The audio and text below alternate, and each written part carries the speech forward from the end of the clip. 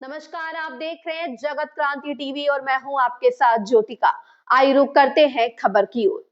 कांग्रेस नेता शशि थरूर ने पश्चिम एशिया युद्ध को लेकर कहा कि इसका नुकसान अब हद पार कर चुका है और इसे तुरंत रोका जाना चाहिए। उन्होंने भारत से शांति स्थापित करने में भूमिका निभाने की अपील की। थरूर ने कहा कि युद्ध से गैस तेल की कीमतें बढ़ रही हैं। पश्चिम एशिया में जारी युद्ध को लेकर कांग्रेस नेता शशि थरूर ने बड़ा बयान दिया। उन्होंने कहा कि इस संघर्ष से हो रहा नुकसान अब स्वीकार्य सीमा से बाहर जा चुका है और इसे तुरंत ही रोका जाना चाहिए।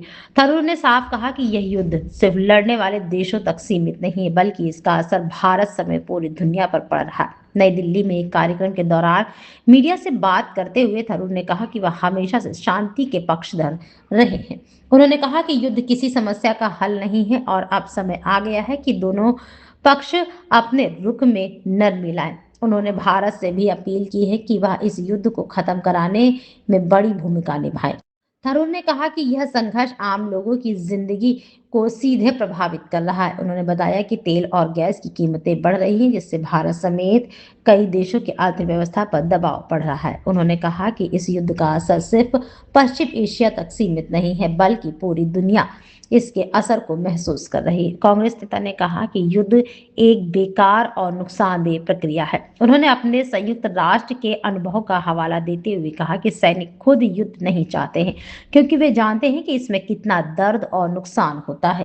उन्होंने कहा कि रोज निर्दोष लोग मारे जा रहे हैं, जिनमें बच्चे भी शामिल हैं। थरूर ने कहा कि अब समय आ गया है कि अंतर्राष्ट्रीय स्तर पर इस युद्ध को खत्म करने के लिए कोशिश की जाए।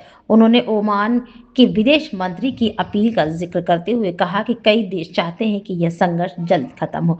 उन्होंने भारत से भी इस दिशा में आगे बढ़कर नेतृत्व करने की बात कही। इस दौरान थरूर ने महिलाओं को कम टिकट दिए जाने के मुद्दे पर भी अपनी राय रखी है। उन्होंने कहा कि महिलाओं की भागीदारी बढ़नी चाहिए, क्योंकि वे आबादी का आधा हिस्सा हैं। हालांकि उन्होंने यह भी कहा कि उम्मीदवार चयन में जीत की संभावना को भी ध्यान में रखा जाता है, लेकिन भविष्य में महिला आरक्षण से यह स्थिति बेहतर हो सकती है। इस खबर में बस इतना ही। बने रहिए जगत क्रांति टीवी के साथ।